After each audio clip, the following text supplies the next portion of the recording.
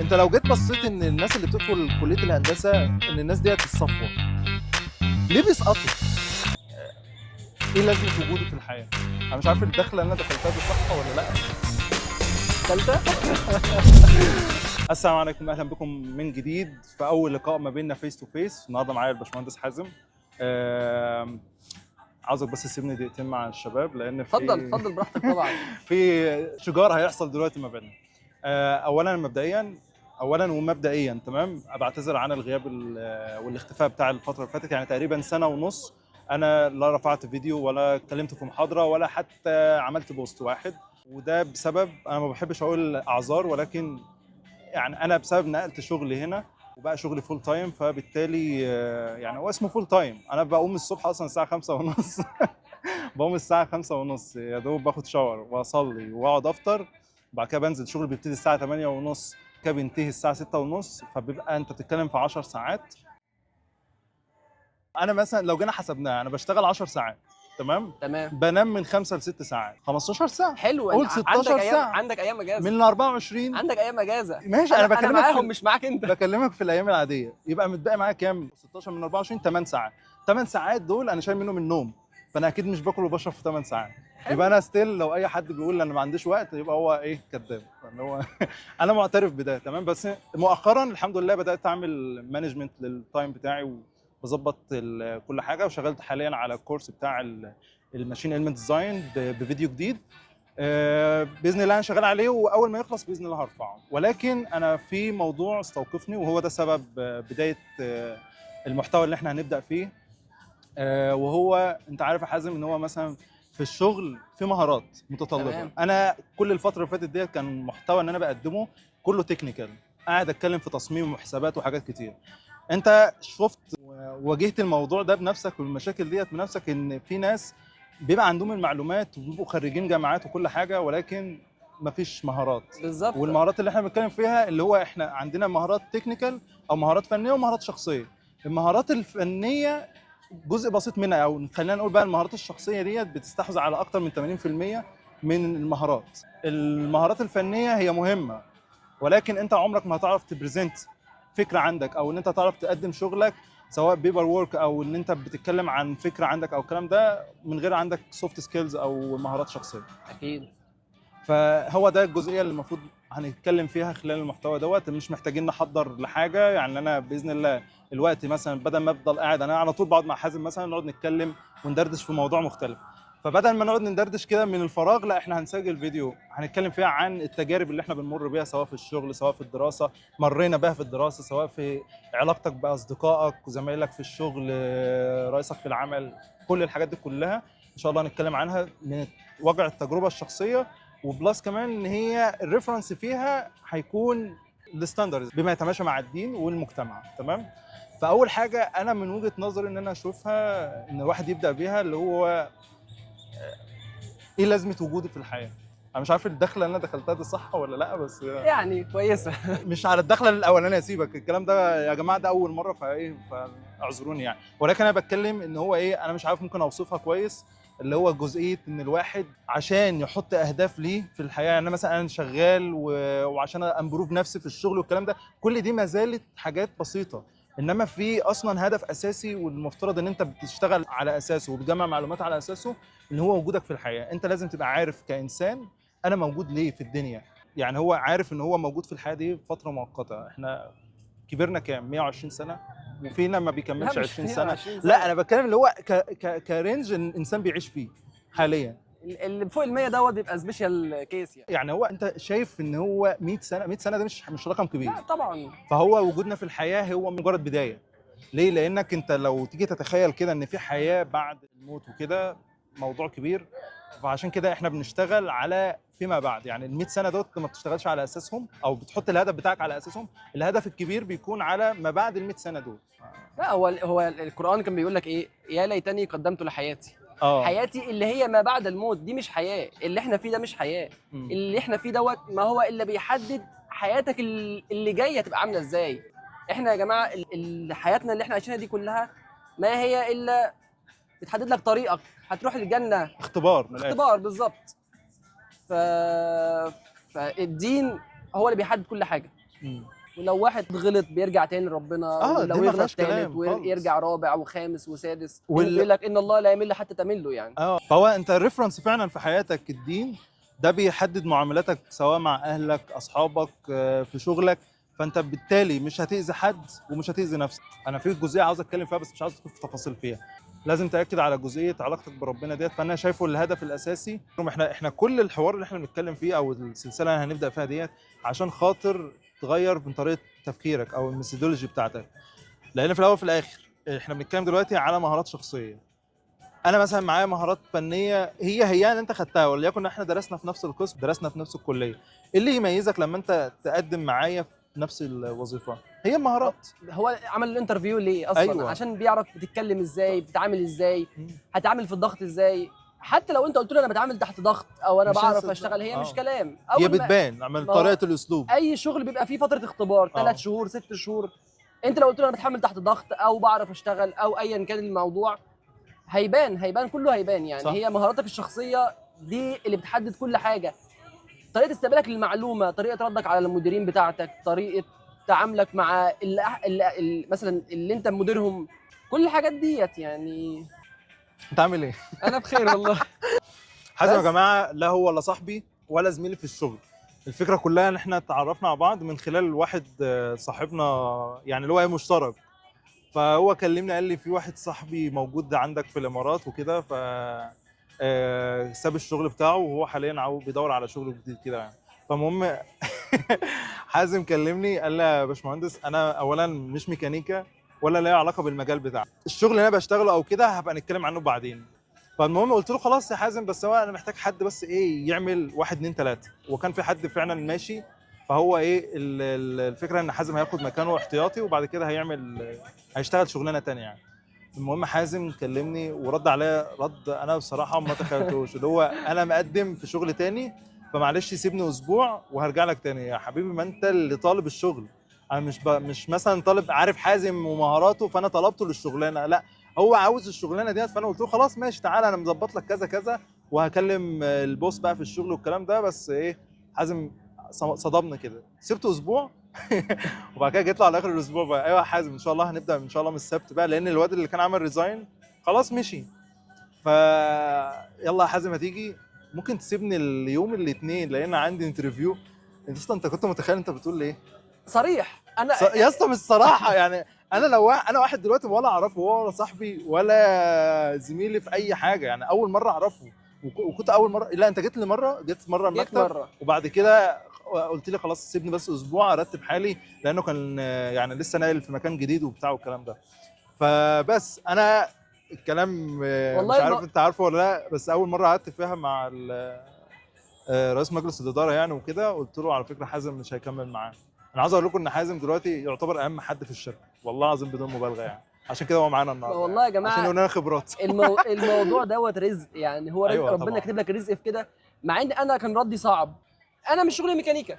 فانا لما رحت هناك حتى انا اتقابلت في الانترفيو وان انا هبدا الشغل من بكره، بس ستيل انا لسه حاسس ان المكان ده مش مكاني.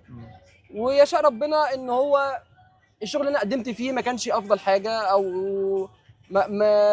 ما ردوش عليا، مع ان انا كنت الحمد لله موفق في الانترفيو. خلاص بقى هم مش هيجمعوا لك حاجه بعد ايوه ايوه. هي الفكره اللي انا عاوزين نوصلها او اللي انا استنبطته من الكلام ان هو المهندس عنده طريقه تفكير ومنهجيه ان هو يقدر يتعامل مع اي حاجه. بالظبط. فهو حازم رغم ان هو اتصالات تمام، رغم ان هو بيسد دلوقتي في شغل برودكشن انجينير، يعني هو قاعد يعني هو مهندس انتاج حاليا وماسك مصنع وبيسد فيه جامد، عارف يقرا ازاي فابريكيشن دروينجز، عارف يتعامل ازاي مع العمال، بيعمل تايمنج للبرودكشن، بيظبط الكلاينتس الكلام ده كله. فهي بتبقى ميثودولوجي. واظن برضك ان لو اي حد يا دوب بس يرتب تفكيره ويعرف هو هيقدم ايه وهيأخر ايه يعني في الشغل بتاعه ويحل المشاكل بتاعته، يقدر يسد في اي حاجه. مش شرط يكون معاه هندسه ومعاه بتاع يعني.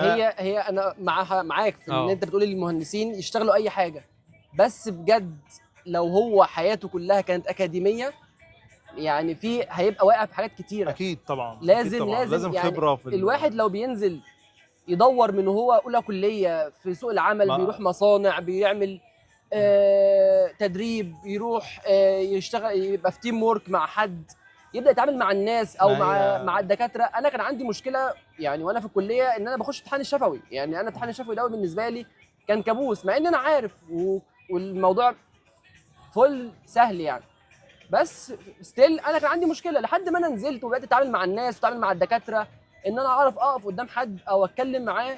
دي كانت فرقت جدا جدا مع الواحد يعني. ما هو ده بقى الستيب التانية. احنا طبعا الهدف الاساسي زي ما قلت لك، انت بتبقى حاطط في اعتبارك ان انت بتعمل كل ده لله، تمام. الهدف ده على فكرة مش شرط ليه وقت معين، زي مثلا انا دخلت الكلية فانا بسعى ان انا احصل على درجة كويسة عشان اطلع اشتغل او الكلام ده. الهدف الاساسي في الحياة ده انت ممكن تحدده من النهاردة، ممكن تحدده من بكرة، اللي هو انا يا جماعة من النهاردة انا هعمل كل حاجة بما يرضي الله وهبقى كويس مع الناس. ده تقدر تعمله في اي وقت. انما بقى الاهداف التانية اللي احنا هنتكلم عنها دلوقتي اللي هو بدايه بقى الدراسه والكلام ده كله، الحاجات ديت لو انت ليك اخ او ابن او ايا كان بتبدا بقى ايه تظبط الامور ده على هذا الاساس. انا شايف ان الطالب من اول ابتدائي لحد ثانوي هو مش مطالب باي حاجه، يعني هو مجرد حقيقي. بيحصل علم. يعني سواء في ابتدائي اعدادي ثانوي اللي بياخدوا بقى علوم جغرافيا. يعني مثلا واحد يقول لي يعني ايه فايده حشائش السفانه، انا مش عارف ايه ده بيحشونا. هي معلومات ممكن انت بعد هو كده بس بيحاول يخلي مخك يبقى يستوعب كل المجالات، بالظبط. بحيث ان انت تقدر تديتكت انا خلاص انا هبقى سبيشالايز في التخصص ده. ممكن واحد يقول لك يا عم انا حابب الجيولوجيا، انا حبيت المجال بتاع النباتات ومش عارف ايه والكلام ده. واحد بالظبط. يقول لك في العلوم والكلام ده انا عاوز ابقى دكتور، على هيبقى الاقل لو حد كلمني في حشائش سافانا او في عدد الابقار او في اي حاجه، معلومات عندك معلومه، ثقافيه. عندك ايوه معلومه انت مش يعني. بتاخد كل المعلومه، انت بتاخد حاجات المفترض معروفه. يعني مثلا ما تيجي اسالك اقول لك ايه مين نيلسون مانديلا، لازم تكون عارف نيلسون مانديلا. بالظبط. ليه؟ لان هو حاجه اثرت في الحياه والكلام ده. فانت في معلومات عامه لازم نكون عارفينها. وهو ده المرحله بتاعت التربيه والتعليم، احنا مسميين او متسمى عموما المرحله من اول الابتدائي لحد الثانوي تربيه وتعليم. هو بيربيك وبيعلمك معلومات، انما انت مش مطالب ان انت مثلا تقول لك ايه يا اسطى اهل نفسك انت هتبقى مهندس، مش مطالب. طب انت مطالب بايه؟ مطالب ان انت تنجح. يعني مثلا انت معاك ماده، تمام، الماده ديت لازم تستوعبها كويس وتذاكرها وتبقى فاهمها، تمام. ومرحله الثانوي هي مرحله ان انت بتجيب اعلى درجه عشان يبقى عندك حريه الاختيار تختار اي قسم او اي مجال او اي كليه انت هتدخلها. ليه؟ لان ممكن مثلا انا لو حابب حقوق، هل ده عيب او مشكله؟ بالعكس. لا طبعا. طب انا في شغلي اصلا بحتاج ان انا ارجع ريفرنس مثلا لواحد في القانون بخصوص حاجه معينه او كده، فهو مهم في الحياه. فهو لو كل الناس فكرت ان هو يا حبيبي انت لا هندسه يا هو طب، الدكاتره والمهندسين هم اعلى حاجه. لا لا لا طبعا. والله لا ايوه بالعكس، انا معاك، بالعكس. انا معاك طبعا. يعني اقول لكم يا جماعه على حاجه، الشركه اللي انا شغال فيها الديزاين مانجر فيها خريج تجاره. ديزاين مانجر يعني انا بتعامل مع واحد هو خريج تجاره ملوش علاقه بالهندسه، تمام، ولكن تفكيره وطريقه تفكيره وطريقه شغله، شغله مهندس، هو مهندس. تعوده على الاوتوكاد يعمل يعني اصعب ديزاين مفيش يعني. انت عندك على فكره في عمال عندنا في المصنع انت بتيجي تتكلم معاهم احسن من المهندسين كتير، كتير طبعا. احسن من المهندسين. يعني انت مثلا فكر فيها كده، انت لو جيت بصيت ان الناس اللي بتدخل كليه الهندسه ان الناس ديت الصفوه، ليه بيسقطوا؟ لا هو هم ليه الصفوه. بيسقطوا؟ هم ليه الصفوه. بيسقطوا؟ يعني هو انت دلوقتي خلاص انت جبت التوب ودخلت الكليه، فخلاص انتوا كلكم عمرك ما سقطت. الكمال بس لله. كمان ده اثبات. انما لما بتدخل الكليه ليه في ناس بتسقط؟ عشان طريقه تفكيرهم، هم ما يعرفوش ان الكليه دي موضوع مختلف. الكليه مرحله مختلفه عن اللي انت كنت بتعمله. انت ما عدتش مطالب ان انت بتنجح بس، لا انت مطالب ان انت تحصل اكبر قدر من المعلومات وتستوعبها وما تنساهاش. بالظبط. تمام. ليه؟ لانك انت الشغل المعلومات اللي انت هتعملها ديت هي هتجيب لك فلوس بعدين. فزي ما حازم كان اشار لنقطه مهمه، وهي ان انت لازم خلال الفتره ديت انت ما بتاخدش معلوماتك من دكتورك بس، انت الفتره ديت لازم بتبقى في انت لو هتلاحظ ان كل المواضيع اللي احنا بندرسها هي عباره عن عناوين او بدايه الصفحه لكل تخصص. يعني انت بتشوف بتدرس كام ماده. هل انا مثلا في موضوع اللحام ده هل انا درست كل التكنيكس في اللحام؟ لا استحاله. هل انت مثلا في الاتصالات والكلام ده درست كل التكنولوجيز اللي احنا وصلنا لها لحد دلوقتي؟ لا، بس انت طبعاً. درست الاساسيات، ده الثيوري أكيد. والبرنسبلز بتاعت كل الكلام ده. وانت تتحط مطالب تتحط في حاجه تعرف تتصرف. ايوه انت عارف الاساس وايه المبني عليه والشخص ده وصل للموضوع ده ازاي، والدكتور اهلك ان انت تقدر، انت معاك الاساس اهو، انت مفترض بقى تبحث وتدور وتنمي الموضوع ده سواء ببحثك الشخصي، عشان كده الناس اللي بتطلب منها ريبورتس او الكلام ده ما يتضايقوش، لان ده مهم. انت مش مجرد ان انت بتدخل تجيب حاجات من على الويب يا سايتس جماعه حتى لو الدكتور ما صححهاش، يعني الدكاتره الريبورت انت عملته وتعبت فيه وعملت كده بياخد اسمك ويديك الدرجه ورمى الريبورت انت عادي. استفدت ايه بقى؟ أهو انت ما استفدتش حاجه بقى اللي هو انت شايف ان هو بيقدرك انما هو مش بيقدرك. انت بحثت وهتلاقيك كسبت معلومه، أيوة. كسبت معلومتين اقل حاجه يعني. ايوه صح، فاهم؟ على الاقل عرفت تستخدم شات جي بي تي. والله فعلا الموضوع ده على فكره انا كنت عملت فيديو عن بدايه التصميم، كيف بدا التصميم، وكنت نهيت الفيديو ده بموضوع الاي اي وازاي اصلا نقدر نوظفه في الشغل بتاعنا. هو مش مؤهل كامل ان هو يحل محل المهندس، ولكن المهندس مازال وهيفضل على فكره، رغم ان انا بقولها من دلوقتي اهوت، ان هو فيما بعد الاي اي عمره ما يحل محل المهندس. الاي اي هو وسيله مساعده، وسيله مساعده تقدر يعني. توظفه ازاي في شغلك، ده بقى اللي احنا محتاجين نوضحه او نقدر نعرفه مع بدل بعض. ما انت هتاخد مجهود كبير في انك صح. تعمل حاجه، هو بيبسطها لك. زي مثلا انا دلوقتي بستخدم الاي اي في ان هو يعمل لي الايميلات، انا مثلا معايا كذا وعاوز ابعت كذا وبتاع، فيكتب لي الايميل بروفيشنال، واخده واقوم عامله على طول بعته براجعه بس واعمله. فانت ما زلت ان انت بتسوبرفايز الحاجه، لازم تشتكي عليها، لانك انت عندك ما دام عندك الكونسبت والعقليه، انت يا دوب بتستخدم حاجه بتكريت الحاجه ديت ليك، بدل ما تقعد تعملها من سكراتش، اللي هو تقعد تبدا من الصفر تاخد معاك وقت ومجهود. أيوة. على حاجه انت عارفها هتوصل لها في الاول، هتوصل لها في الاخر، بس هي وفرت عليك وقت. فانت مطالب ان انت بتاخد معلوماتك من الدكتور وبترجع له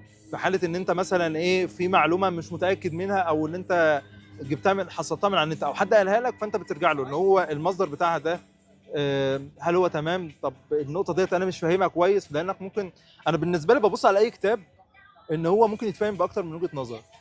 يعني مثلا وليكن انت بتقرا روايه، فممكن انا اقراها او افهم مثلا قطعه او حته يعني معينه، افهمها بطريقه انت ممكن تفهمها بالظبط بطريقه. حقيقي. فهو الفكره في كده، انت ممكن تفهم اوبريشن معينه في ايا كان التخصص بقى، اوبريشن معينه ممكن انت تفهمها بطريقه وممكن انت تفهمها غلط، فانت محتاج ستيل ان انت ترجع لحد خبره او عارف وتكونفيرم معاه الموضوع ده، ان هو ده انا فهمته كده صح ولا لا. فدي اول جزئيه، اللي انت ما بتعتمدش على الكليه بس، انت بتحصل معلومات على قد ما تقدر من انترنت او كتب ومراجع وكده. تاني حاجه بتعمل تيمات مع اصحابك فعلا وتعملوا بروجكتس والكلام ده بيحسن عندكم في حته ان انت السكيل بتاعه البروبلم سولف. اللي هو انت تقدر تحل اللي هو اللي هيجيب مثلا كذا واحد مسؤول عن كذا، لانك انت مش هتشتغل لوحدك في الاخر. بالظبط، وفي الاخر بتجتمعوا كل المعلومات اللي كل واحد وصل لها لوحده، كلها تبقى عند واحد فعلا. ايوه يعني انت ده واحد برمج أيوة. وده واحد بعد ما تخلصوا كذا. هتبقى عندك، يعني اللي انت بحثت عنده هيبقى عندي، واللي انا بحثت عنده. حتى احنا لما كنا في مشروع التخرج الدكتور كان بيسال كل واحد عن كل حته، مش حدش يقول لك ده والله ده حازم اللي اشتغل عليها، لا بالظبط. لا انت هتجاوب عليا، انا بسالك في السؤال الفلاني في الحته الفلانيه، جاوب. فهو التيم ورك بيوفر وقت، بالزبط. بيوفر مجهود. في جزئيه اللي هي الرحلات، اللي هي مثلا بتروح مثلا زيارات مصانع، يعني مثلا انت وليكن مثلا تخصصك ايه اللي انت رحته كزياره مثلا، ولا عمرك ما رحت؟ انا الصراحه عمري ما رحت. لا لازم. يعني مثلا رحت مصنع 200 الحربي، انا عارف ان هي كانت تقصير مني، يعني انا ما قلتش انا ما رحتش لانها مش حاجه مفيده، لا انا عارف، ولا زمايلي اللي كانوا بيروحوا كانوا فارقين عني، عملوا تريننج فيها او وصلوا لحاجه فيها، بقت عندهم معلومه هي مش عندي. موضوع كسل بقى او لا مش مهم، طب لما بعد ما اتخرج، لا طبعا من اول سنه في الكليه كل حاجه معلومه بتاخدها بتفرق. اكيد تفرق فرق كبير معاك، او بتحدد شغفك وطموحك. انا دلوقتي دخلت شفت هم شغالين ازاي، او طبيعه العمل بتاعتهم، انا خلاص انا عايز الشغل دوت او البيئه ديت، ابدا اشوف هم بيطلبوا ايه، بياخدوا كورسات ايه. وعلى فكره انا بتبع الكونسبت اللي انت تتبع شغفك، اللي يقول لك شغل بقى التنميه البشريه وما تتبعش شغفك والدنيا قاسيه ومش قاسيه، انا بصراحه مش متفق مع ده. ليه؟ لانك انت دلوقتي انت ما بتتعلمش حاجه ملهاش لازمه في الوجود، لا انت بتتعلم مع شغفك في حاجه برضو تكون ليها طريق، يعني يا حبيبي ماشي. انا واحد دلوقتي برسم، انا ما اقدرش اجيب ماني من الشغل الرسم، بغني ما اقدرش اجيب فلوس من الغنى، لا اختلف معاك في الموضوع بشتغل مهندس. يعني انا دلوقتي شغال في الدرامز، اشتغل درامز اصلا لا. اقول لك على حاجه، انت لو مش شايف نفسك في الهندسه ممكن تعمل ايه، انما اللي انت بتتكلم عن ده هوايه. لو انت مثلا انت حابب الهندسه، في واحد شغفه في الدرامز وخلاص، انا هكمل الموضوع دوت وهخش فرق، لا ده فده اسمه شفت كارير. وبعدين حرام يا اسطى. ايوه. الفكره في ايه؟ ان انت المجال اللي انت حابه وانت هتشتغل فيه شايف ان هو ده شغلك وانت عاوز تخصص له كتير من وقتك تقدر تجيب منه فلوس. مفيش مشكله، انا ليا انما اصحاب تجارب كتير غيري انا، يعني هو مهندس ميكانيكا ولا قال لك انا هذاكر برمجه، هذاكر برمجه واتطور في البرمجه وسافر المانيا، دلوقتي شغال في المانيا ما شاء الله، مرتبه كويس جدا وعيشته كويسه، لانه هو لا هو من وهو في كليه قال لك لا انا موضوع الميكانيكا دوت انا هخلص الكليه عشان اخد معايا الشهاده، لكن انا من الدي دوت خلاص انا هبدا برمجه، هبدا سي بلس، هبدا اتش تي ام ال، ايا كان، بس يعني هطور نفسي.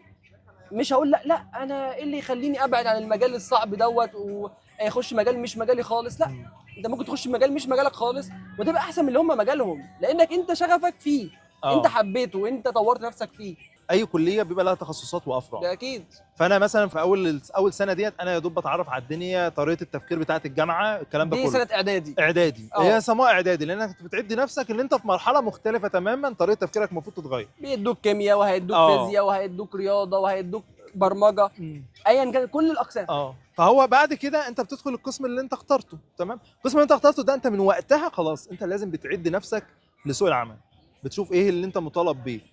وانا من وجهة نظري استحالة ان انت تشترك في اي كورس بفلوس. انا شايف ان كل حاجة تقدر تحصلها سيلف ليرنينج ومن التجربة وتتكلم حد خبرة مثلا يشتغل في مجال انت شايفه، تنزل تدريب. التدريبات دي مهمة جدا على فكرة، اكيد، ولكن مش في البداية. انا بحبذ ان هي مثلا انا وليكن بعد ما تفهم الدنيا، بعد ما تبدا الدنيا تبدا توضح انا نزلت قدامك. تدريب من سنة ثالثة، يعني قعدت اولى وثانية تمام بلس الاعدادي، يعني انا 3 سنين في الكلية ما نزلتش تدريبات خالص، وكنت بروح زيارات، لانك الزيارات ديت يعني انا كنت بعمل برضك رحلات في انا كليتي كانت مختلفه عندك، انا كليتي اول 3 سنين اعدادي. اول 3 سنين اعدادي ايه كنت بتسقط؟ لا امال ايه؟ هي كليتنا اول 3 سنين اعدادي، اخر سنتين هم القسم. اخر سنتين تخصص، من بعد تانية تالتة ورابعة هم التخصص. اعدادي اولى تانية قسم عام كله زي بعض، بعدين تالتة ورابعة تخصص. يعني انت ما تخصصش في اولى؟ لا طبعا. لا يا عم الموضوع مختلف. لا ما انا عندنا في منوف، لان احنا كلنا في الاخر نبقى قريبين من بعض. بتاع الاتصالات قريب من بتاع حاسبات، انا اتصالات باخد برمجه لحد ثالثه لانها مفيده. عارف لو هي مش مفيده هنقف عند اعدادي. انت تعرف يا حازم ان انا مش شاطر في ايه خالص اصلا. انا ما مش حدش شاطر فينا كان شاطر. لا انا والله انا هقول لك على حاجه، يعني مثلا يا جماعه انا مش عارف انا هفضح نفسي ولا لا. انا في ابتدائي تمام انا كنت من اول حضانه والله كنت شاطر. حلو. والكلام ده مش من ان انا بمدح في نفسي، مامتي اللي كانت بتقول لي وبابايا يقولوا لي يا احمد انت كنت بتبدا قاعد مع اختك مثلا، اختي اكبر مني بسنه، فبقعد احل المسائل والحاجات ان انا يعني ايه مجرد بس مامتي بتذاكر لاختي فانا فهمت فبقيت بجاوب. حلو. فده كان الريفرنس ان هم قالوا لي ان انت كنت شاطر. دخلت الابتدائي كان عنده مدرسه واحده هي اللي كانت بتدي لي عربي ورياضه ودين والكلام ده كله لحد ما يجيبوا مدرس دين. لا يعني بتكلم مثلا في مرحله اولى وثانيه وثالثه انت بيبقى مدرس واحد بيديك كل حاجه تمام. ده في مدارس ايه دي؟ حكومه. لا ما كناش والله العظيم مدرس حكومه. لا انا انت كنت في ايه يا اسطى؟ خاص. هتحكي لي تجربتك تمام، انا هحكي لك تجربتي ماشي. التجربه بتاعتي يا اسطى كانت مأساويه. انا المدرسه اللي كانت بتديني تمام هي اللي كرهتني في التعليم.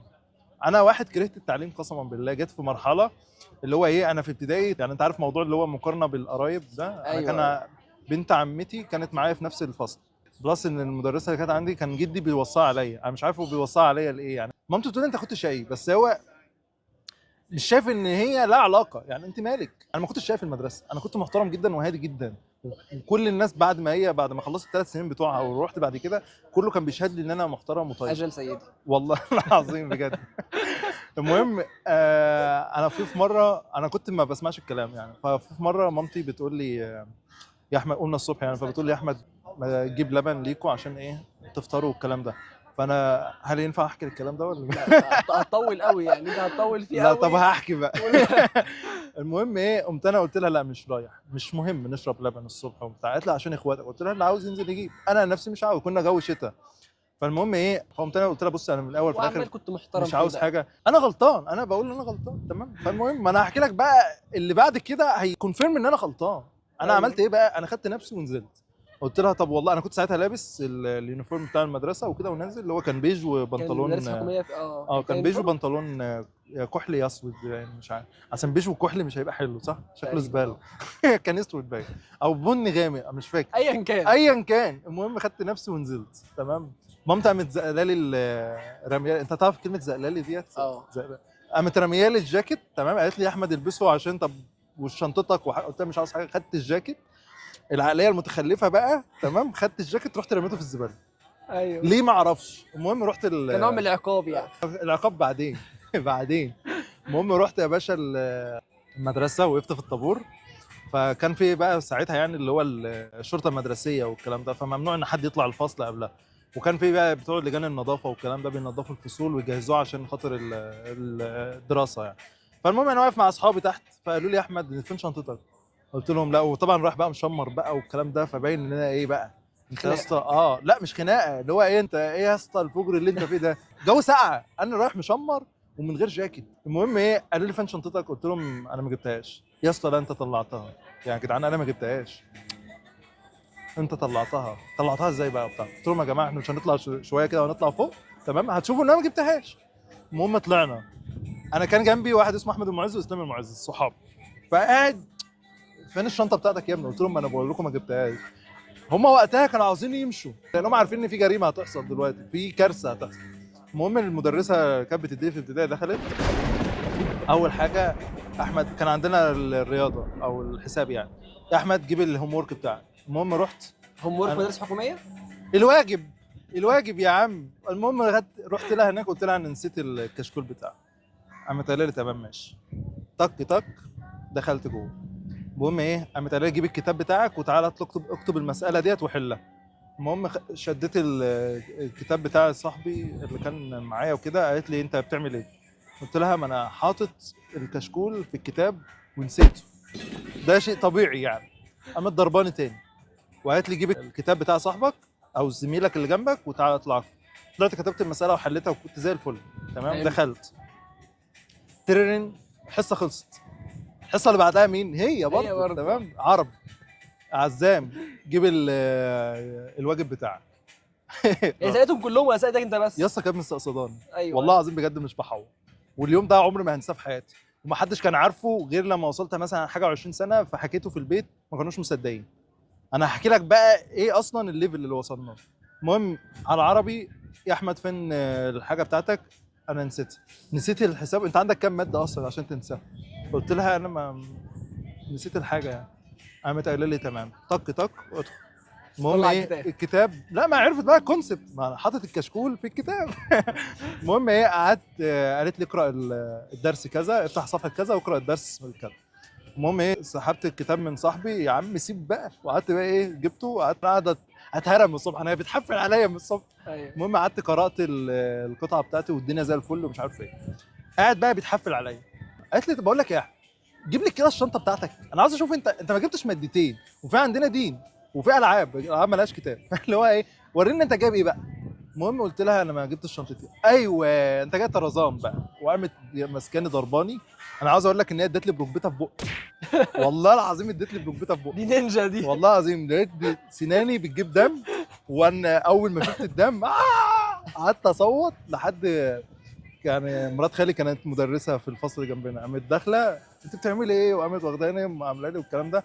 هم طبعا ايه، هم ما قالتش مثلا لمامتي ولا انا اتكلمت فتحت سيره، لان انا عامل مصيبه في البيت. انا عارف انا كل همي في اليوم ده، انا مش البيت مهم ما هنا يعرفش. المدرسه كده كده همشي.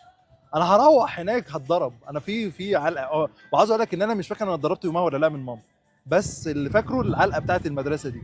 عمري ما في حياتي واللي حصل ايه بقى، انا دخلت جبت الشنطتين بتوع صحابي ورفعتهم كده ورفعت دماغي وواقف على رجل واحده. قسما بالله العظيم عارف انا كنت في جوانتنامو ولا في ابو غريب ولا ايه بالظبط.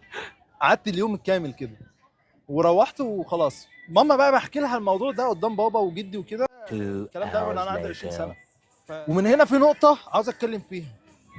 انا بلاقي ناس كتير بتلوم المجتمع، يعني احنا قاعدين دلوقتي بنتكلم على جزئيه ان هو انت دلوقتي بتحضر نفسك ومش مطالب ومطالب بايه والكلام ده. هل انا مثلا اقعد اقول ايه ده المجتمع والناس اثروا عليا في حاجه والكلام ده؟ انا يا اسطى اتعرضت لضرب، بس انا كنت مقتنع ان ده في مصلحتي، وعارف ان انا بعمله ده لو بتضرب عليه عارف ان هو غلط تمام. فهو التربيه الايجابيه اللي هي من غير ضرب او كده انا مش معترف بيها لا هي الصراحه. مش معترف بيها خالص. فهو لازم الطفل بس طيب يتضرب على الاقل ويتقاوم. تكون بمقدار معقول ايوه، شويه. لان انت طريقه استيعابك سيكولوجيا عندك مختلفه عن اي شخص تاني. اكيد. فهو كل واحد طبعا بالظروف اللي محيطه بيه والكلام ده، لو عليه ضغط كبير وخصوصا لو طفل طبعا ممكن ينهار. فهو في ناس انا بشوفها بتبقى نفس المستوى الاجتماعي برضه، ويقعدوا يقول لك ايه يا عم احنا بنتضرب وبنتهان وبتاع. ما انت بتغلط، لازم تتضرب ولازم تتهان. فاللي هو شيء طبيعي ان انت لازم تتربى. ايوه. بس فهو ده حاجه انا صراحه شايفها ما حدش يلوم المجتمع ولا، وتقدر توظف كل الحاجات اللي حواليك ان انت تقوم نفسك وتطلع من اللي انت فيه. جيت بقى بعد الابتدائي تمام، دخلت الاعدادي مستواي كان زباله. يعني كنت كرهت الرياضه تمام، وما بقول لحد دلوقتي ان انا نقط ضعفي الرياضه والحشرات. الرياضه دي اللي انا عارفها. الرياضه بقى الرياضه دي انا عارفها. والله العظيم كرهتها. يعني هو لما دخلت بقى انت عندك كام سنه؟ 29. 29 تمام. انا مولود 15 9 95. بيسال شات جي بي تي انا عندي كام انا سنه. عندي كام سنه؟ ما اصلا الكالكوليتر اتعملت ليه؟ ما عشان احسب بيها وانا هقعد المفروض ابقى عارف عندك كام سنه. وقت ما يجي اجر ربنا. صح، حلو، صح. عايش بالي كتير بس اول ما يجي اجر ربنا خلاص يعني. المهم جيت يا باشا اعدادي، عديتها بصعوبه. انا كنت يا دوب ايه بعد السنه بسنتين. المهم بعد ما خلصت اعدادي يا باشا خلاص انت بقى في مرحله ان انت هتدخل ثانوي. في ناس في دماغها ان هو ثانوي، لا في يا باشا في حاجات تانية، فن تجاري وفن صناعي وفن زراعه وحاجات كتير كده. انا وقتها كنت بخطط ان هو انا مش عاوز اكمل تعليم. والله كرهت التعليم، انا بجد كرهت التعليم. بابايا بيقول لي يا احمد يلا بقى انا عاوزك تشد حيلك بقى، معلش اللي فات ده خلاص وانت تركز بقى عشان تجيب بقى ايه. انا كنت شاطر في الرسم جدا وكل حاجه، فبابا قال لي مش مهم يا باشا تجيب الهندسه، بس جيب الكليه اللي انت حاببها، جيب فنون تطبيقيه وادخل قسم تصميم صناعي او فنون جميله او ايا كان. انا مش عاوز كده، انا مش عاوز كده، انا مش عاوز ادخل فنون تطبيقيه ولا فنون جميله ولا اي حاجه. فانا شايف ان انا مش مستعد ان انا اقعد اخد معلومات كتير. انا عاوز اشتغل، عاوز اجيب فلوس من الاخر. فانا مقتنع تماما ان انا هدخل فن صناعي. انا اتشاكلت مع بابا او اللي هو حصل ما بيننا تاتش كده، وقلت له انا مصر على رايي وقراري ان انا مش هكمل، مش هدخل ثانوي. وبابا لا انت هتدخل ثانوي. فقعدنا فتره كده ما كناش بنتكلم وكده، لحد ما في حد زميله في شركه الكهرباء مهندس كان جاي من ايه من الصناعي 5 سنين. صناعي 5 سنين ديت احسن من الثلاث سنين، لان 3 سنين بيدخلها فعلا اللي عاوز يخلص زي حالاتي كده، اللي هو واحد بقى ايه بايع الدنيا. بس التاني اللي كانوا في ال3 سنين حرفيا كانوا بايعين الدنيا، بايعين الدنيا. فكان انا بقى كنت عاوز اللي هو ايه اخلص، بس بابا خايف ان انا ادخل اخلص اضيع بقى، اشرب حاجه اتدمر نفسيا، اجي له اقول له صباح الفل يا يابا الكلام ده كله. فهو ايه قال لي يا احمد انت قدامك حاجه من الاثنين، يا تدخل ثانوي عام يا تدخل 5 سنين. دي 5 سنين دي وطئتها اقل، لان اللي بيهرب من ثانوي عام استحاله ما هيسيب 3 سنين ويدخل 5 سنين. فاللي بيدخل 5 سنين ده داخلها الغرض معين، وخصوصا ان هي كان فيها اقسام مش موجوده في ال3 سنين. يعني مثلا كان فيها سيارات، فيها تبريد تكييف والكلام ده كله. فانا توجهت قلت لبابا خلاص هنروح والكلام ده، ورحت الشهاده بتاعتي والكلام ده والملف بتاعي عشان اقدم. الراجل اللي واخد مننا الورق والكلام ده ايه يا ابني انت بتضيع نفسك وجايب مجموع حلو وتدخل ثانوي عام ومش عارف ايه والكلام ده، ما ينفعش يا حاج، خد ابنك وايه واقنعه وبتاع. يا عم انت مالك، يا عم انت مالك، الراجل اقنعته خد الورق واعمل. بابا يقول له والله بتحايل عليه وبتاع. يا عم انت مالك، احنا اتكلمنا في الموضوع ده، احنا مش جايين ناخد رايك، احنا اخدنا القرار وجايين. هو خايف عليك يعني. هو خايف. يعني بص انا كويس ويا عم وانت راجل محترم وكل حاجه، بس ما تبوظش حاجه انت مش عارف ايه اللي انا وصلت له عشان اوصل لهنا.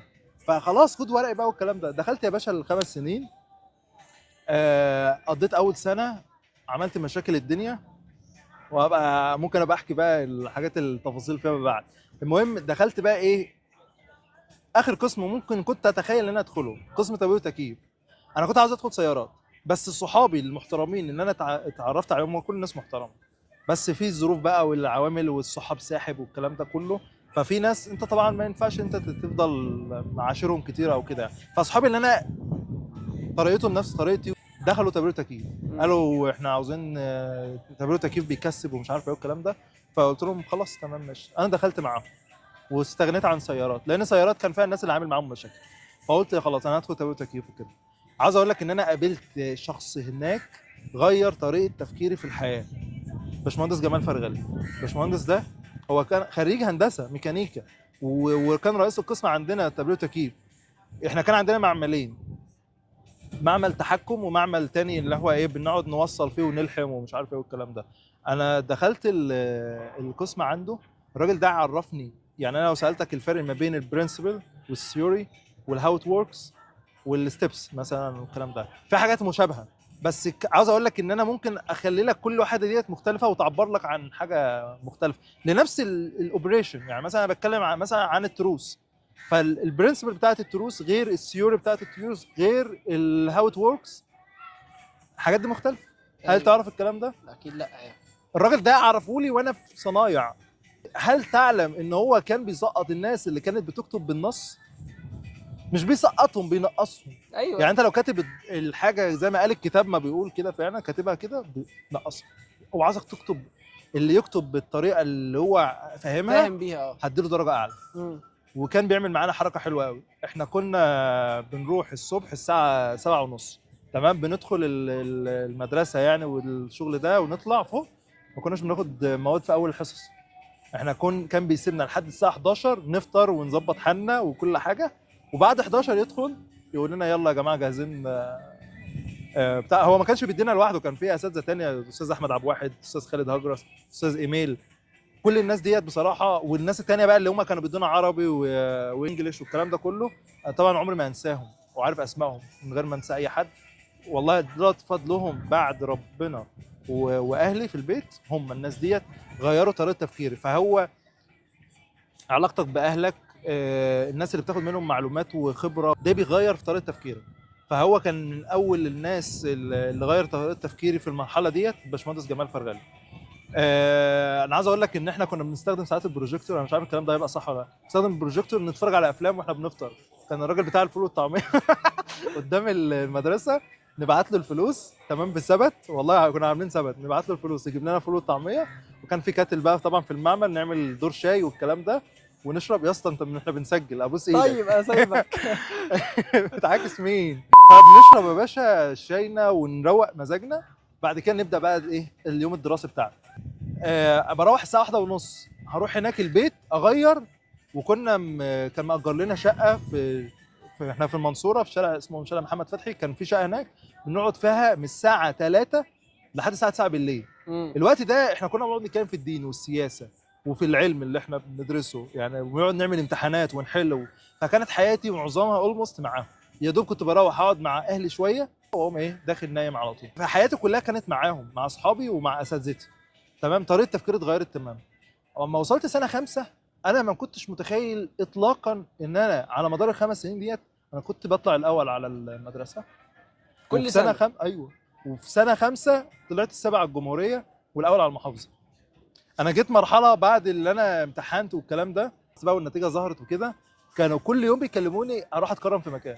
انا كنت اتكرمت في مركز شباب المنصوره اللي هو النادي، واتكرمت في مركز تنميه المجتمع بتاع البلد برضه، وكرمت في محطه كهرباء الطلخه اللي بابا شغال فيها برضه، واتكرمت في المحافظه.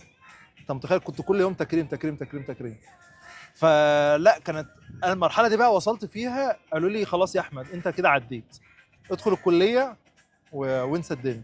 ايوه المهم دخلت يا باشا. انا طبعا مسقط مني كيمياء رياضه فيزياء الحاجات ديت كلها ما فيش. انا كنت بعمله ازاي يا باشا؟ الثلاجه لو بتسقع معاك تمام حلوه، لو بتاثر معاك ايه اللي تزود لها فريون، تغير المكثف، تغير ضغط، مش شغل عارف إيه. عملي اكتر يعني. هو راح لهم صنايع من الاخر هناك البتاع. عايز اقول لك ان كان معانا ناس جايين من صنايع فعلا تفكيرهم مهندسين. ايوه انا عندي كان زمايلي اللي هم خريجين صنايع اه ما شاء الله في الرسم احسن مني 100 مره، في الرسم وفي الدوائر الكهربيه. هو اصلا جاي فاهم دوائر كهربيه يعني. ما هو بس عايز شويه اساسات او اساسيات يبني عليها الشغل اكتر، يبقى احسن، يبقى مطور عني بكتير. فانا بقول لك الموضوع المدارس الصناعيه او الكلام دوت بتفرق مع الطالب لو هو شغفه في الحته اللي هو رايحها فعلا. انا كنت ساعتها اللي هو ايه نص متسيستم. بعد كده عملت ديل مع اصحابي ان هو انا قاعد في المحاضره مش فاهم حاجه. انا يا جماعه بروح هناك افطر واروح، انا مش فاهم. مش فاهم انتوا بتقولوا ايه. فاللي هو انا عملت معاهم ديل، انا هشرح لكم رسم واي حاجه مثلا في الانتاج او الكلام ده، لان كنا ساعتها بناخد ماده اسمها انتاج، ان هو اللحام والتشغيل والتشكيل والكلام ده، انا كنت خدتها يعني المعلومات ديت من الصنايع. فعملت معاهم ديل ان انا هشرح لكم انا الكلام ده مقابل ان انتوا ايه تفهموني الرياضه والفيزياء والكلام ده. العيال فعلا شرحوا لي، ولكن انا كنت بروح الامتحان انا كنت بحل مسائل محلوله عشان اعرف من الاخر ان انا حليت صح ولا غلط. لما رحت الامتحان انا اتفاجئت ان هو ايه يا جماعه، هو احنا كنا بنحل ازاي؟ اللي هو انا عرفت ان انا حافظ الخطوات مش فاهمها. فطبعا اعدادي سقطتها، سقطت اعدادي، انا ما كنتش ناجح غير في الماده كام ماده كده يعني. فاللي هو ايه المواد ديت خلاص مش همتحنها تاني او ليها علاقه بيها، بس المواد اللي انا يعني برضو ستيل واقع فيها فهعيد السنه هاخدها هي. انا عايز اقول لك الرياضه ادي رقم كده، عدت الرياضه ديت كام مره؟ 3. 5 مرات. تمام. الكيمياء 4 مرات. والله العظيم. الفيزياء الكيمياء سهله. مرتين. لا يا باشا انا اقول لك على حاجه في الكيمياء. الكيمياء يا باشا انا اول احنا بيبقى عندنا مثلا وليكن 12 شابتر. تمام. احنا بنمتحن على انهي واحد فيهم او بناخد اصلا ايه، ممكن مثلا بيلغي شابترين. الشابترين دول كل سنه بيتغيروا. فانا عاوز اقول لك ان السنتين اللي انا ذاكرت انا ذاكرت 12 شابتر. تمام. الفكره بقى في حتى في الامتحان كان بيغير الطريقه بتاعت الامتحان. يعني مثلا مره يركز على النظري، يكتب بقى الفكره والنظريه ومش عارف ايه، وفي مره يركز فيها عن شابتر معين يجيب لك منه مسألتين او 3. ايوه ده دكتور شابتر الاحتراق، ده دكتور مش أسمنت. عايز يبقى امتحاناته. انا عارف والله فاهم؟ انا مقدر كل ده وبحترم ده، بس انا عقليتي اللي هو ايه، انا هتبع النظام القديم وهو نفس الدكتور ما كانش بيتغير، فكنت بدخل اشيل.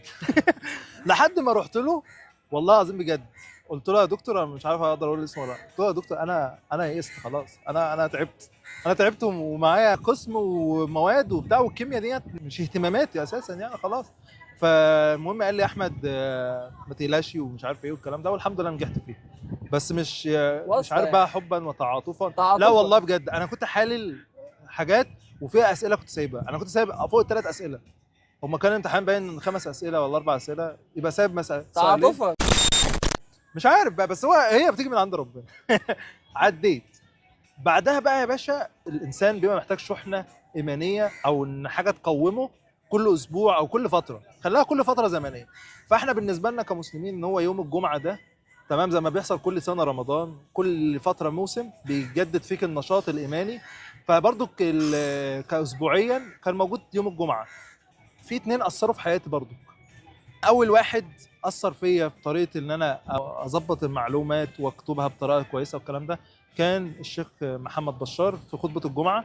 كان بيشرح لنا الحاجات، انت بتفضل قاعد طول الخطبه مش حاسس. انا كنت الاول بحضر مثلا للناس في الجوامع والكلام ده، انا بحس بتنميل رجل ووجع ظهر والكلام ده. انا ببقى قاعد قدامه مش عاوز يخلص، انا مستمتع بالشرح وبالكلام وكل حاجه، طريقه تحفه جدا. ما بيجيش مثلا يكلمك على الصلاه والصوم اي يعني، هو الكلام ده طبعا كويس ولازم تذكره فيه دايما، ولكن هو بيجيب لك التعايش في المجتمع. يعني مثلا هو ايه، مثلا يجيب لك مثلا سلسله الاسره في الاسلام، دورك حقوقك وواجباتك انت كفرد تجاه كل اللي حواليك في الاسلام ايه. تمام. من اول ما انت طفل لحد ما يعني مثلا الواحد يكبر في السن ويموت، ايه اللي ليك وايه اللي عليك خلال الفتره دي. يجي لك مثلا يكلمك عن مثلا الزكاه من نواحي كتير وافكار كتير، مش مثلا يقعد يسرد لك في نصوص الشخص العام ما يستوعبش ده بالظبط. وبالتالي انا استنبطت منه ان هو ازاي مثلا كانستراكتور او ان انا مثلا بشرح حاجه. عاوز اقول لك برضو على جزئيه ان انا ازاي بدات ان انا اعمل محاضرات او الكلام ده، برضو كطريقه تفكير يعني. بدات منه ان انا اقدر ازاي ابدا من الحاجه اللي هي كفكره او معلومه عاوز اوصل لها، ازاي ابدا الاقي اصغر معلومه فيها ابدا بيها وخيط كده اقعد ايه افنط فيه لحد ما اوصل للاخر. وبعد ما اخلص كان في محاضرات بالليل الشيخ سيد عبد الظاهر. انا عايز اقول لك ان كان بيجيب شاشه في جوه الجامع ويعرض لنا عليها مثلا ضوابط الصلاه. يعني مثلا هو يفضل قاعد بيشرح وهو عامل ريكورد مع الشباب أيوة. لطريقه كيفيه الصلاه، توضيح طريقه الوضوء. هو مش هياخدكم مثلا من الجامع ويقول لك تعالى نروح يلا نتوضى صح، فهو ما ينفعش ان هو يشرح كده، لا هو لازم براكت. فهو طريقه التفكير مختلفه، وهي دي النقطه المهمه ان انت عشان تجمع بقى المحصله العلميه، محصله اللي انت اكتسبتها من علاقتك مع الناس والشغل والكلام ده كله. تمام. في بقى اللي انت تتميز بقى، تدور على الطريقه اللي تعرض بها سواء شغلك او تعرض بها نفسك لسوق العمل. هي ديت اللي هتميزك. بس الموضوع جه ازاي ان انا ابدا اصلا محاضرات او الكلام ده؟ انا جيت طبعا في اولى. انا بالنسبه لي انا ساعات ممكن نقط بتسقط مني، عشان كده بقول لك انا مش شاطر. فكنت بعمل ايه بقى؟ انا كنت بقوم واخد يا باشا النوته معايا، والدكتور ده هو اللي بيشرح لي، وهو اللي هيمتحني، وهو اللي هيصحح لي. فهو يعني مش زي المدرسه مثلا كان المدرس اللي بيحط لك الامتحان غير اللي بيصحح لك. ايوه وخصوصا في اللي هو الشهادات. انت الكليه بتعتبر كل سنه شهاده، لانك انت لما تعديها انت بتاخد ليفل اعلى او كده يعني. فهو انا اللي اتبعته في الكليه ان انا خلاص اللي الدكتور هيقول عليه ده هو اللي جاي، مفيش اي بديل ولا في اي اوبشن تاني. فانا لازم اللي هيقوله ده اكون عارفه، لان هو ده اللي هيجي. فوصلت ان انا كنت بكتب كل اللي بيقوله بالحرف، بحيث ان انا لما اجي اقراها ابقى عارف الدكتور ده، افتكر حتى الفلاش باك يرجع بيا اللي هو ايه، ده قال الجمله ديت انا فاكر فعلا ومش عارف ايه والكلام ده، واحل امثله. طبعا لما كنت بروح انا ما كنتش بعمل حاجه، انا خلاص كتبت المحاضره والكلام ده. باجي بقى على اخر الاسبوع وكده ببيض بقى كل اللي انا عملته ده. وصل للمرحله ان مثلا زمايلي يقولوا لي يا احمد انت كتبت ورا الدكتور اللي قاله؟ قال له هات طبعا. صور محاضرات. هات مصور المحاضره. فبدات يا باشا بديهم ايه التبييض. وكنت بعمل التبييض بتاع المحاضره ده. انا كنت في اوقات بكسل، لان هو يقول خلاص انا اللي كاتبه بايديا ده انا هعرف افهمه، بس التبييض ده لان زمايلي عاوزينه.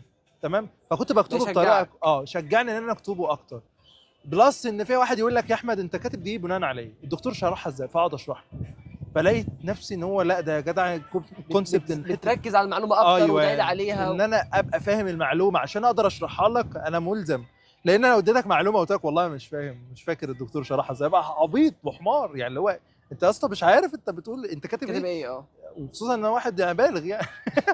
فالمهم ايه، خلاص انا ملتزم ان الكلام اللي هكتبه اكون فاهمه، ولو مش عارف اقول للدكتور عيده لي تاني عشان ابقى كاتب نوت ان هو ايه خلاص المعلومه دي كذا. وان هي مره واحده، بدل ما اقعد كل مره اقعد افتح بقى واسمع لهنود يشرحوا مش هفهم حاجه والكلام ده. خصوصا ده قابلني كتير. اقعد انا وكده. فاللي هو انا مش فاهم حاجه انتوا بتقولوا ايه، يقول لك جود براذر انا مش فاهم. فخلاص هو افهم الدكتور عشان ما تحوكش لاي حد. فخلاص انا الدنيا كانت تمام. وصلت لمرحله ان الورق اللي كنت بعمله بقى بيطبع مذكرات. تمام. دي خطوه بقى ليفل بتاع. حبه في حبه انا خلصت اولى وثانيه وثالثه. شويه ناس يجوا لي من اولى يا احمد المذكرات اللي انت كنت عاملها وكده كنت كاتب فيها كذا، هي انت كنت بتشير بيها لايه او مش فاهمين. فاضطر ان انا اعمل ايه بقى؟ اعمل فيديو. بدل ما انا اقعد اشرح الكلام ده اعمل فيديو. الكلام ده كان لسببين، او السبب الاساسي اللي انا بعمله ان هو لله. يعني انا اللي كنت بشوفه ان انا على قد ما انا بفيد الناس تمام، ما فيش حد هياخد رزقك وما فيش حد هياخد معلومه ازيد منك. هي معلومه اتقالت قدامه تمام، هو لو كان فالح كان خدها من اول مره. ولو انت قلتها له واستوعبها خلاص يا باشا انت معاك المعلومه وهو التاني معاه المعلومه. والنقطه اللي احنا بنركز عليها اللي هو المهارات الشخصيه هي دي اللي بتفرق ان انت فعلا احسن منه ولا لا. فهو المعلومه التكنيكال ما تضرش ان انت تبقى عارفها هو عارفها بالظبط، بس مهاراتك الشخصيه دي اكيد هتفرق ما بينك وبينه. تمام. فانا بدات اعمل الفيديوهات ديت حاجه اللي هو بيسموها ايه صدقه جاريه عن صحتي وعلمي. ان هو انا وصلت المعلومه ديت واجب عليا ان انا اوصلها لغيري، وما دام فهمتها يبقى انا فاهمها لغيري. تمام. السبب الثاني ان انا بحتاج المعلومه دي بعدين. ان هو انا عاوز افهم انا فعلا انا كتبت الكلام ده ليه. ايوه فلا يا احمد انت لا عبيط يلا انت اللي كاتب الكلام ده، فيقعد يشرحها لي. برجع للفيديو بتاعي عشان افهم عشان افهم اللي انا قلته. تمام. فدي كانت الحاجات الاساسيه. فانا يا باشا ده كان بالنسبه لي، وده كان هو اللي بينجحني في الكليه. انا ما كنتش بنجح اللي هو ايه فاهم او الكلام ده، لا انا كنت بنجح لان كنت بكتب اللي ورا الدكتور وبذاكر لاصحابي لمعظمهم يعني، وبذاكر معاهم واعمل الفيديو. بعمل الكونتنت ده اللي هو لازم ابقى فاهم، لازم ابقى زي الدكتور. يعني انا بشرح الحاجه ديت لازم اكون فاهمها، وعشان حد لو سالنا عليها لازم ابقى عارف الجواب بتاعها ومعايا الريفرنس بتاعها وعارف ايه، وببحث عنها مره. الفيديوهات مش كل حاجه انا خدتها من الكليه، انا في جزء كبير جدا قعدت بحثت فيه ودورت فيه، لاني انا ما ينفعش ان انا ادخل اقول لك ايه مثلا كحد لسه عاوز يعرف عن البيرنجز مثلا، هقول لك البيرنجز مثلا بنعمل لها سيلكشن بناء على كذا كذا كذا. طب ايه هي البيرنجز اصلا؟ ايه انواعها؟ ايه الكلام ده كله؟ فانا طبعا لازم اكلمك على الكونسبت وهي بتشتغل ازاي والكلام ده. الحاجات دي احنا كنا في الكليه عارفينها، ولكن انت لو واحد مثلا جاي من بره او كده عاوز يعرف عن الايتم ديت ايه، فانت لازم تبين له من ورا خالص يعني من البدايه. حتى في ناس على فكره بتعاتب عليا ان انا بقول المصطلحات انجلش. يا جماعه انا في كلام انت لو جيت تقوله بالعربي هيبقى شكله بايخ شكله جدا، ملوش لازمه، هتقعد تشرحه. ايوه. فانت كده انت بعدت عن المصطلح بتاعه، بقاش مسمى بقى ديسكريبشن، انت بقيت بتوصف الشيء ده ايه. فهو في حاجات يا جماعه اعذروني انا بقولها في الفيديوز تمام، لانها هو ده المصطلح بتاعها. انا ما ينفعش ان انا اديسكرايب الموضوع ده بديتيلز عربي او اي حاجه. يعني مثلا البيرنجز احنا بنقول عليها رمان بيلي، هو مش رمان بيلي بس، لان البيلي ده اللي هو الرولر اللي هو البول بيرنج. ايوه انت عندك رولر بيرنج وتيبر بيرنج وفي حاجات انواع كتير، فانت ما ينفعش تختصرها تقول رمان بيلي. انا لو قلت لك رمان بيلي يبقى انا كده في بيبقى في مصطلحات بنقولها عليها تجاريه، مصطلحات علميه ومصطلحات فنيه. فانا بذكر الكلام ده على فكره في الفيديوهات، بس انا بتكلم بوضح بس جزئيه ان الناس بتعاتب انت ليه بتشرح انجلش. انا ما بشرحش انجلش، انا بتكلم عربي. بس في مصطلحات وفي حاجات انت لازم تقولها كده، لانك مش هتسمعها في سوق العمل غير كده. فهو بقى انت لازم تتأهل نفسك ان انت تبقى مستعد. واهم حاجه الانجليش. انا لما كان الناس بتسالني انا اعمل ايه اصلا في الكليه او كده، انا سنه اولى بالنسبه لي انت بتعرف الكليه وبتعرف القسم وبتعرف التخصص بتاعك. بتيجي في الاجازه بتاعت نص السنه واخر السنه بتنمي نفسك في تعمل ريبورت ازاي، تعمل ايميل ازاي، تعمل سي في لنفسك ازاي من سنه اولى، تعمل وبتابديته كل فتره. على فكره يعني انا مفترض السي في بتاعي حتى وانا شغال بعمل ابديت عليه تمام. بتضيف فيه حاجات، في حاجات انت بتضطر تشيلها مثلا مشاريع لو هي صغيره، لانك السي في ده بيظهر حاجات بسيطه او بريف كده عنك بسرعه. فانت مش لازم تذكر كل المشاريع اللي انت عملتها والكلام ده، اذكر اهم حاجه.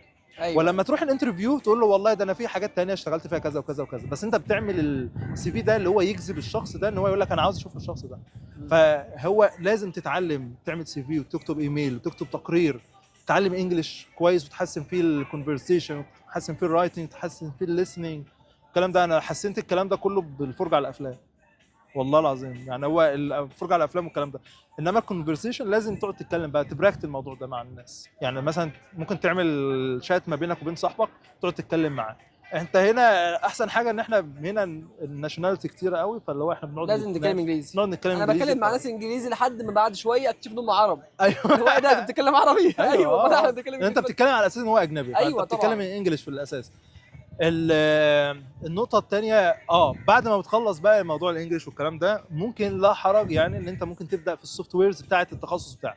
يعني وليكن مثلا انت دخلت عاوز تهتم بالتصميم والكلام ده، انا بالنسبة لي بقول للناس يا عم ابدا بالسوليد ووركس تمام، اتعلم فيه كديزاين كسيميوليشن كستريس اناليسيز كالحاجات دي كلها، وما تركزش على برامج كتير، هو ركز بس على السوليد ووركس تمام. انت بالنسبة لك اكيد برضك عندك سوفت ويرز، فهو لو واحد بس انت هتحط تركيزك على حاجه اشتغل فيها واعرفها خلاص انت عرفتها تقدر تدخل على بعدها، انما ما تحطش نفسك وتشتت نفسك في اكتر من برنامج. بالظبط تمام.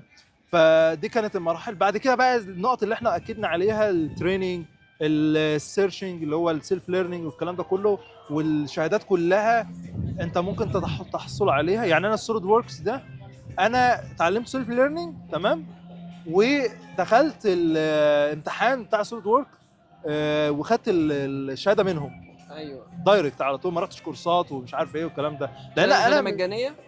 شهاده مجانيه من سوليد ووركس نفسه تمام. فانت مش مضطر ان انت تحرق فلوس ومجهود والكلام ده. يا عم احرق مجهود واحرق وقت، بس حاول ان انت توفر فلوس. وفر الفلوس ديت في حاجات، المعلومه في معلومات مش مجانيه مش هتقدر توصل لها غير ما تدفع لها فلوس، زي مثلا حاجات في الاداره، حاجات في الجوده والكلام ده كله مش هتلاقيها ببلاش. فده ساعتها اقول لك ماشي يا عم، انما تلاقي سوفت ويرز ولا حاجه متاحه تمام وما تاخدهاش، انا شايفه غباء بصراحه. اختم بقى عشان لا انت ما عندكش حاجه عاوز لا، انا ما تضيفها عنديش اي يا حاجه. اسطى؟ اي حاجه من حياتك الشخصيه. انا وضحت نفسي. اضيفها بس مش دلوقتي. خلاص تمام. فبس اظن نكتفي النهارده بالكلام اللي احنا اتكلمنا فيه، لانه ممكن مش عارف اصلا هيشتت الناس شويه. هيشتت الناس. احنا الفتره الجايه ممكن هنخلي بقى مواضيع محدده، سواء لمشاريع التخرج، سواء بحث سوق العمل، سواء الفريلانسنج. تمام، هقول لكم ليه اصلا انا حولت من الفريلانسنج للفول تايم. برضو حته التعامل اساسي في الشغل ازاي، لان في ناس بتعمل كوارث ومصايب. والسفر بره وازاي تسافر بره لو انت محتاج للكلام ده، وامتى يعني انت هتعمل اناليسز تمام لحياتك، وتحدد بناء عليها اذا كان فعلا السفر مناسب ليك ولا لا. لان انا جيت في فتره السفر ما كانش مناسب ليا، وجيت في فتره لا انا لازم اخد لازم اسافر. لازم اسافر.